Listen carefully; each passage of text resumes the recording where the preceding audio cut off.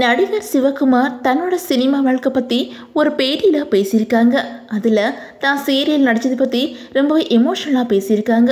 Serial நடிக்கும்போது அதிகமாக பணம் சம்பாதிச்சதாகவும், ஆனால் ஷூட்டிங் ஸ்பாட்டில் தனக்கு நடந்த அவமானத்தினால தான் சினிமா விட்டு விலக முடிவெடுத்ததாகவும் அந்த பேட்டியில் ரொம்பவே எமோஷ்னலாக பேசியிருக்காங்க. அந்த வகையில் நடிகர் சிவகுமார் ஆரம்ப காலகட்டத்தில் ஹீரோவாகவும் துணை கதாபாத்திரங்களையும் நடித்து வந்த இவங்க ஒரு கட்டத்தில் விஜயகாந்த் மாதிரி முன்னணி நடிகர்களுக்கு அப்பாவாகவும் நடிக்க தொடங்கிட்டாங்க. அந்த நேரத்தில் தான் சன் டிவியில் ஒளிபரப்பான சித்தி சீரியல் மூலமாக சின்னத்திரையில் அறிமுகமானாங்க. ஆனால் திடீர்னு சீரியல் மற்றும் சினிமாவிலேருந்து இவங்க விலகிட்டாங்க. சமீபத்தில் ஒரு சில நிகழ்ச்சியில் சிறப்பு விருந்தினராக கலந்துருக்கிறாங்க. ஆனாலும் தான் வெளியில் போகிற இடங்களில் தன்னை அனுமதி இல்லாமல் ஃபோட்டோ எடுக்கிறவங்களோட செல்ஃபோன்களை பிடுங்கி வீசி உடைக்கிறது, அந்த மாதிரி செயலால் சிவகுமார் சோசியல் மீடியாவில் அதிகமாக வைரலாகி வந்துட்டு இருந்தாங்க. இந்த நிலையில் சிவகுமாரோட 2 மகன்களும் ஃபேமஸான ஹீரோவாக இருக்கிறாங்க.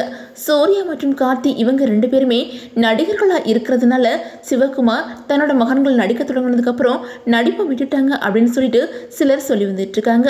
ஆனால் அதெல்லாம் உண்மையான காரணம் கிடையாது.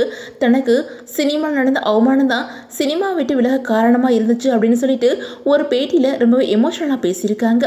அதில் சிவகுமார் என்ன சொல்லியிருக்காங்க அப்படின்னா, ஆரம்பத்தில் நான் ஹீரோவாக சினிமாவில் நடிச்சிட்டு இருந்தேன். ஒரு கட்டத்தில் நான் நடித்த படங்கள் எல்லாமே ஃப்ளாப் ஆகிருச்சு. எனக்கு வாய்ப்புகள் குறைய தொடங்கிருச்சு. அந்த நேரத்தில் நமக்கு ஒரு வருமானம் வேணும் அப்படிங்கிறதுக்காக நான் அப்பா கேரக்டர்லையும் நடிக்க தொடங்கிட்டேன்.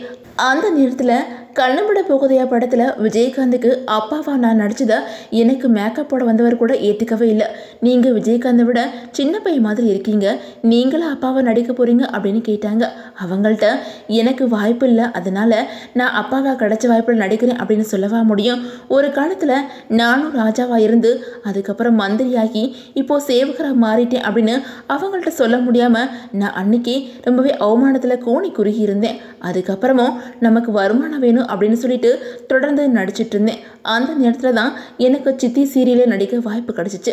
அந்த சீரியல் நடிக்க தொடங்கினதுக்கப்புறம் உண்மையிலேயே நான் பெரிய பணக்காரன் ஆகிட்டேன். ஹீரோவை நடிக்கும்போது ஒரு படத்துக்கு 5 லட்சம் சம்பளம் வாங்கினேன். அதுக்கப்புறம் அப்பாவை நடிக்கும்போது 2 லட்சம் சம்பளம் தந்தாங்க. அதுவும் ஒரு வருஷத்துக்கு மேலே அந்த படத்தில் கால்ஷீட் இருக்கும். ஆனால் சீரியலில் எனக்கு பேட்டா சம்பளம் எல்லாத்தையும் கணக்கு பார்க்கும்போது மாதத்துக்கு 1 லட்சத்துக்கு மேலே வந்துச்சு. அதுவும் ஷெட்யூல் அடிக்கடி இருக்கும். அதனால எனக்கு சீரியல் போதும் அப்படின்னு நினச்சிட்டு இருந்தேன். அப்படித்தான் சித்தி சீரியலில் நான் நடிச்சிட்டு இருக்கும்போது ஒரு பாசமலர் காட்சி வந்துச்சு. பாசமலர் படத்தில் சிவாஜி கணேசன் நடிக்கும்போது அந்த கிளைமேக்ஸ் காட்சியில் தத்ரூபமாக இருக்கணும் அப்படிங்கிறதுக்காக அவர் 2 நாட்கள் இரவு தூங்காமல் சாப்பிடாமல் இருந்து நடித்தாங்க. அதே மாதிரி நானும் இந்த சீரியலுக்காக சாப்பிடாமல் தூங்காமல் இருந்து அந்த காட்சியை தத்ரூபமாக வரணும் அப்படிங்கிறதுக்காக நடிச்சிட்டு இருந்தேன்.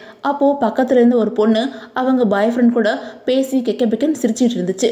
நான் இவ்வளோ கஷ்டப்பட்டு நடிச்சிட்டு இருக்கேன், ஆனால் அதை கொஞ்சம் கூட மதிக்கலையே அப்படின்னு எனக்கு கோபம் வந்துச்சு. நான் அதை பற்றி கேட்டால், இப்போ எதுக்கு சார் கத்துறீங்க, எப்படியும் இதை நீங்கள் டப்பிங் தானே பேச போகிறீங்க அப்படின்னு அலட்சியமாக பேசினாங்க. எனக்கு பெரிய கஷ்டமாயிடுச்சு.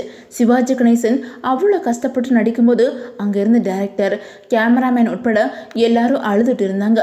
கட் கூட சொல்லாமல் காட்சிகளை அப்படியே பார்த்துட்டு இருந்தாங்க. அப்போது மரியாதை இருந்துச்சு, ஆனால் இப்போ மரியாதை இல்லை.